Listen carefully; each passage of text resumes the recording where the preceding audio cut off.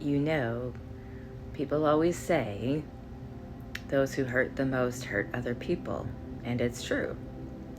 Often the bully in the playground is the child who goes home and is bullied by their parents, if not abused.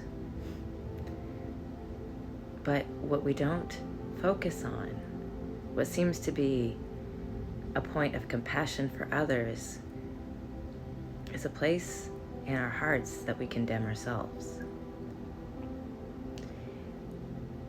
You have to understand that if the world is our mirror, it doesn't just mirror what we do for other people. Because what we do and treat other people is how we treat and think and believe about ourselves. The people who are the coldest, the most emotionally unavailable, the people who seem to cause the most drama or discord, it's because they're the ones who don't believe that they're lovable. They're the ones who have self-talk that is probably very negative. And they're the ones who don't believe that love is real. And I can say that because I've been there. I've been the mean, cold-hearted person. And then when I had kids, I decided I didn't want to be that person. But I didn't know how to be different without it hurting to the point where I lost myself. Because I hadn't learned how to love myself. You have to realize that if the world is your mirror, it's mirroring more than anything the beliefs you have about yourself. The beliefs that you have been programmed or adopted into your system, into your own personal being. Those beliefs do not correlate with the essence that you are, which is love. Anything that condemns yourself, anything that judges yourself, anything that puts yourself down is not from your higher self. That's from ego. That is not love. Loving yourself doesn't mean holding yourself accountable in a place of shame or guilt.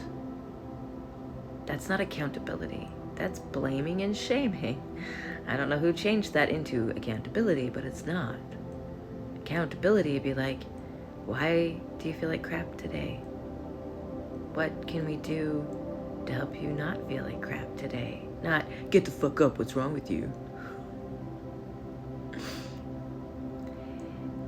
Life mirrors, more than anything, how we treat ourselves and what we believe about ourselves, how we judge ourselves, how we see ourselves, how we compare ourselves. The more we physically hurt, it's usually a good sign of how much we're resisting ourselves. The less I worry about how I am perceived of others, the less I physically hurt. It's not been an easy thing, I'm gonna say, and I don't honestly believe it's because my body couldn't just feel better tomorrow. I truly actually believe my body could. I do believe it's a programming in my brain. I've had to do a lot of deprogramming of beliefs that I felt were 100% true, but they all perpetuated negative cycles that were self-harming and that were going to keep me in a place of not just self-destruction, but a place where I couldn't help my children become whole and healthy and healed. So I had to find a better way. So the first one was to let go of everything, going back to being like a baby and be like, I know nothing, I have no idea, I don't even know why black attracts heat anymore. I'm not kidding. I let go of everything. I became curious about everything as if I know nothing. And I'm gonna keep doing it because honestly, it's been awesome. It's definitely a good experience. If you want to start learning and growing, go back to knowing nothing. It's fucking awesome. It's the way to go.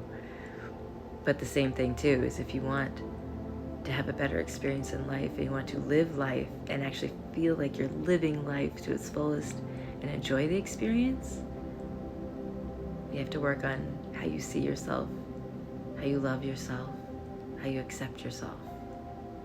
because the world is going to mirror to you everything you do for yourself.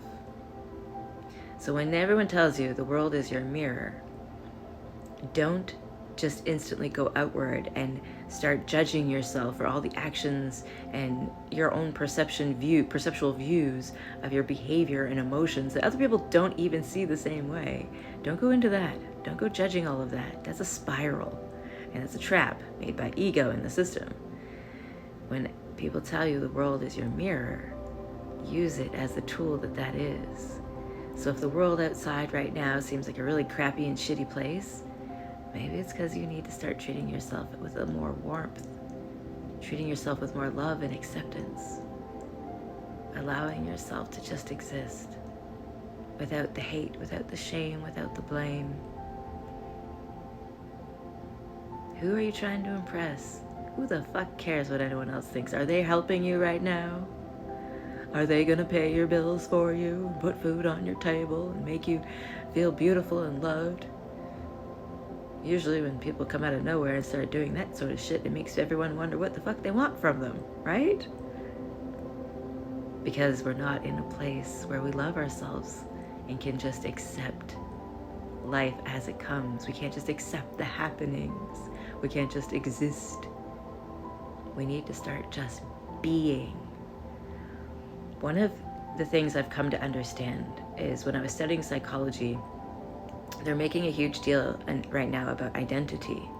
And an identity is, in psychological terms, right, associated to culture and your people. And it all goes back to something quite simple: connection. Connection to your ancestors, to your parents. It's not even so much identity, it's about connection, if you want to simplify it. Too many of us don't have a connection to anything. And I know a lot of people are going to say, well, if you have nobody, how do you have a connection? Because the connection is a spiritual thing. When the people talk about spirituality, it's not the practices, it's not the whether you're eating meat or vegetables, or whether you go to church on Saturday or Sunday, or whether your skirt is down to your ankles, or if you work as a stripper. None of that shit matters. Okay? Spirituality is the connection you have to self, to the energy that is actually you. Yes, a piece of you is walking around in this meaty flesh sack, supposed to be enjoying its unique experience, again, unique experience on this earth, in this reality. But you aren't that meaty flesh sack. It's just a happening. You are a lot more than that. And the connection to the rest of you is what is making you feel loved or like you're missing something. Because when you find the connection, that ache, that need that you can't seem to fill no matter what you buy or how many people you screw or how much food you eat, that need that can never seem to be fulfilled will be fulfilled once you connect to yourself, your higher self. So remember, if the world is your mirror, it's mirroring more than anything how you think and feel about yourself. I know, right? Now it's not about changing how people respond to you. Now it's not about changing the world around. Now it's all up to you, helping you. Dun, dun, dun. But it's the truth. Fuck the rest of all the rules and all the spirituality and all the...